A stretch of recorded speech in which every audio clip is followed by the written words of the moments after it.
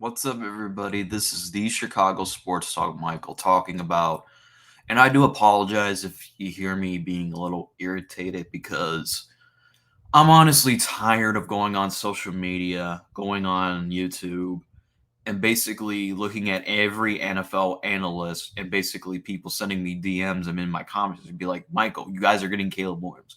Michael, it's 100% guaranteed you're taking Caleb Williams. Michael, please make sure you have my money by insert date. You guys are taking Caleb Williams. Michael, where's my money? Where's my money? You guys are taking Caleb Williams. Like, that's all I've been hearing this week. Hey, at least, just shut the fuck up with this crap. I have told you every single reason why I believe that they're not going to be trading Justin Fields. Because one, you can hear it in both Ryan Poles' both of their press conferences. He wants to capitalize what he did in last year where he traded the number one overall pick to get a king's ransom. Literally it's funny how last year there were reports of the Bears trading the pick, maybe a report here and there about them taking Bryce Young. But this year it's literally Caleb Williams, future Chicago Bear. Caleb Williams will be a Chicago Bear. And when I bring up points and valid arguments, be like, are they going to trade Justin Fields now? I'm like, why haven't they done it now? And people want to say, well, it's not March 13th. It's not March 13th. You can make agreements, you just can't tamper with anybody's contracts. Just like the Matthew Stafford trade, just like the Carson Wentz trade. And I want to remind everybody, and shout out to Adam Mason real quick, one of the Justin Fields loyal troopers out there. So he actually brought up a valid point. If you take Caleb Williams, number one, because people want to talk about what the Bear, and I want to challenge the chat here a little bit. I'm going to say this. Caleb, you're going to take Caleb with the number one overall pick. Okay, fine, whatever. What are you going to do with the ninth overall pick is going to be the big question. Do you take Joe Alt if he's there? Do you take a wide receiver? Brian Thomas Jr., which most likely will be available? Because I love it when people say, oh, the Bears really don't need any positions, they just need a quarterback. We need a center. We cannot go into next season not addressing, like, center should be the top priority of this draft. Wide receivers, I can make arguments that outside of DJ Moore, who did the Bears really have? And plus, if the Bears were to take Joe Alt, that means he would start over Braxton Jones, most likely, which I don't view left tackle as a major issue as we do as center.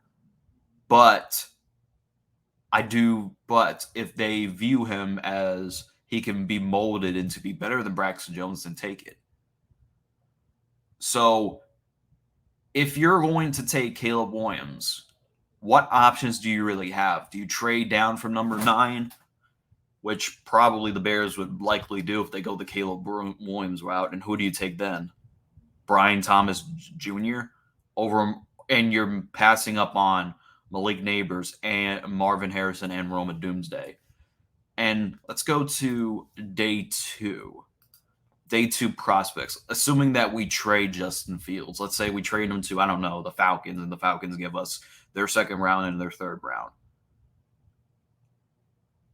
Are we going to take Zach Frasner, the center from West Virginia? And who do we really have? And we need a safety because we released Eddie Jackson. It's very likely that Cameron Kitchens will be gone in the second round. And it's very unlikely he will be a third round pick because Cameron Kitchens is a sleeper.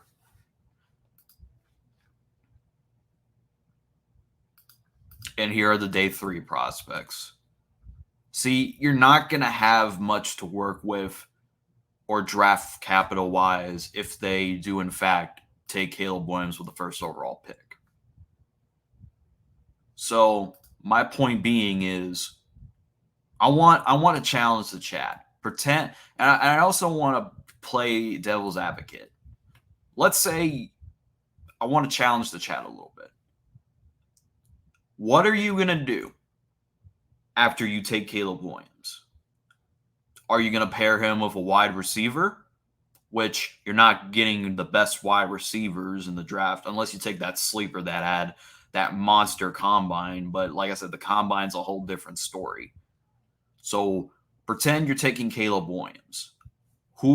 What other draft selections will you want to build around Caleb? Because from what I'm seeing is you're going to get more leverage out of trading the first overall pick than trading Justin Fields and taking Caleb Williams with the number 1 overall pick. And I want to address this. I cannot wait for, like Adam Mason said, 2 days is his prediction that the Bears will trade the number 1 overall pick. And everybody's going to be shocked. Everybody's going to say Ryan Poles is stupid. Ryan Poles should be fired. Because you already heard Boomer said that Ryan Poles should be fired if he passes up on Caleb Williams. Let's say the Bears do not get the haul that they want.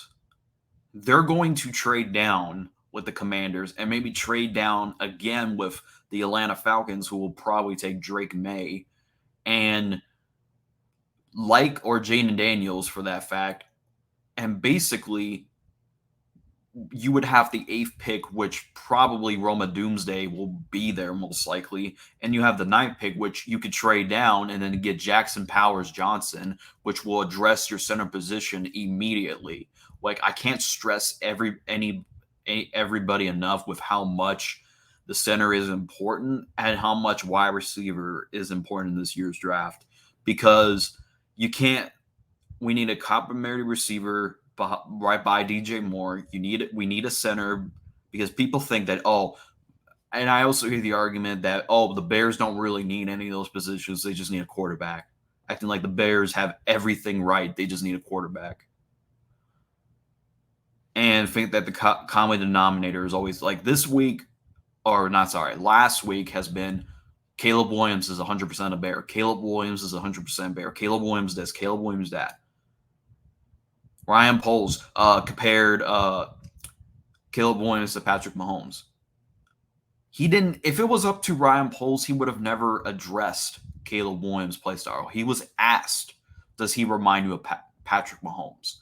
And as a current general manager, you would have to be an absolute lying if you would say that he would absolutely be fine if he said there is no similarities.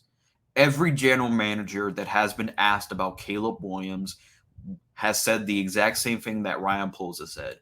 You literally have the Commanders begging, doing everything that they basically saying that we want to do whatever it takes, even if it's trading up or even if it's trading down to get the guy to make this team better. Every general manager that has been asked about Caleb Williams, I guarantee you, even if you ask the Kansas City Chiefs, who won the Super Bowl, if they view Caleb Williams as anywhere near the talent as Patrick Mahomes, and the general manager will literally tell you the same thing that Ryan Poles told you. Like, this is not a no-brainer. This is not rocket science, people. This is how Ryan Poles literally teases the media. Like, he teased you that we were going to take Bryce Young. Of course, some people may have thought that most likely believe that the Bears would trade the first overall pick, but nah. They ended up trading the pick. And I love the argument is, Michael, all Caleb Williams has to do is win 7 games, and he is already 3 wins less than Justin Fields. You would be correct on that statement. But Justin Fields was dealing with the 2 years that we had him. We're going through, like, the first year, we already know it was a shit show with Matt Nagy. We already know he was going to get fired. And then the second year, they tear down the roster. You can make the case that Brian Pringle, Dante Pettis, and Equanimeous St. Brown were his only weapons around him. And this year was the year that they actually invested and gave him a number one option in DJ Moore. So no, I'm not going.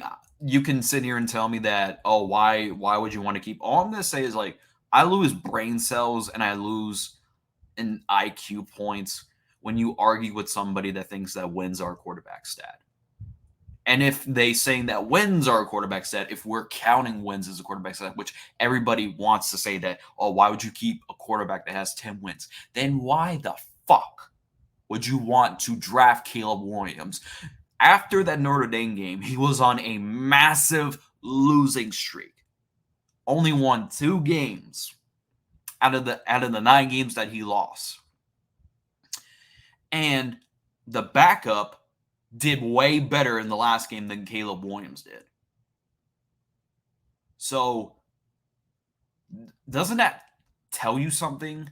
Which you're going to be hypocritical, is you're going to say that the Bears need to move on from Justin Fields because it doesn't make sense to have a quarterback that only has 10 wins and has more rushing yards than passing yards. But yet they sit here and make excuses for Caleb Williams when he loses. That's kind of hypocritical and arrogant. Because if you're going to sit here and say that Caleb Williams had a bad team around him, you could say the same thing for Justin Fields. Just the defense didn't get better until they got Montez Sweat. Besides DJ Moore, who did they really have? I mean, Cole Kmet, I'll say he's a top 10 tight end, but as far as top 5, no. I don't think he's anywhere close to George Kittle, Travis Kelce, Mark Andrews, even David Njoku, for that matter. I don't think he's a superstar tight end. I think he's a top 10 tight end, but as far as top 5, that's a question. And I can make the case, DJ Moore literally, and plus, name any receiver that caught a touchdown after the Washington game besides DJ Moore. DJ Moore was the only receiver that only catch touchdowns. All the receivers winded up dropping touchdowns. Mooney didn't take the next step. Who else? Equanimeous St. Brown. Besides blocking, he wasn't very that good. Velus Jones Jr. I mean, you saw whenever we had a good ball, he dropped it. And Tyler Scott, I mean, he's a rookie, but even if you were tapping into his potential, I don't think it's a good wide receiver 2 option. That's why I would rather take Roman Doomsday, the potential of Roman Doomsday, over Tyler Scott, which honestly, it is what it is at this point. I'm honestly getting annoyed by this whole week. And plus, I've said this before, if the Bears are going to get Caleb Williams, why the hell did they not go after Cliff Kingsbury? Because you want to know the difference between Cliff Kingsbury and Shane Waldron? Shane Waldron's looking for a head coaching job as soon as next year. If he has one good season, that's automatically going to get him a head coaching job. Cliff Kingsbury signed a 3-year deal with the Washington Commanders, according to most people. He wants to make sure that. Do you really think Caleb Williams is going to want to go to somewhere where he's not familiar with? I don't think Shane Waldron's offense even fits Caleb Williams, if I'm going to be honest. Because if you saw how Geno Smith, I mean, don't get me wrong, Caleb's potential is way better than Geno Smith. But at the same time, I don't think the style of offense works for Caleb. Which, if you go watch the All-22 on Seahawks tape, you would sit there and you'd be like, can Caleb Williams really fit in this offense? Or if you go look at Cliff Kingsbury's offense, if they had the All-22 back then, and you say, most likely Caleb Williams will fit in this offense. Why haven't the Bears they did interview Cliff Kingsbury. Why didn't they hire him? And I'll tell you why. Because maybe Cliff Kingsbury wanted them to get Caleb Williams, and they're like, no, we're trading the pick, and he's like, no, I want to go to a team that most likely will get Caleb Williams, which he went to the Raiders at first, But before the deal was finalized, he decided to go to the Commanders, where Caleb Williams will most likely go to. And my point is, if the Bears were going to trade Justin Fields, why not do it now? Of course, you're not going to tamper with anybody's contracts, but do it now. What's stopping them? They're not going to get any picks revoked, because you want to know why? No one is doing what the Dolphins did and tampering with people's contracts. They're not going to do it. Ryan Poles is smart. Ryan Poles has said that he wants to build for the draft. This is not Ryan. If this was Ryan Pace, if this was Ryan Pace and he was in charge, then Justin Fields would 100% be gone. I don't even think they would even take a quarterback, because they would have taken Bryce Young last year with the number 1 overall pick. This is people forget how powerful Ryan Poles really is. And he has all the leverage with the number 1 overall pick. He can literally convince the Commanders or Giants, hey, if you do not meet my requirements, then I will take your guy that you want the most. That's how Ryan Poles plays his games. And eventually general managers will cave in to what they want. As far as I know, the Commanders are saying we'll do everything we want. That's the question for the Giants. They want to give up that many draft capital to move up, but that's just me. But anyways, let me know what you guys think in the comment section down below. As always, thanks for watching. Bear down.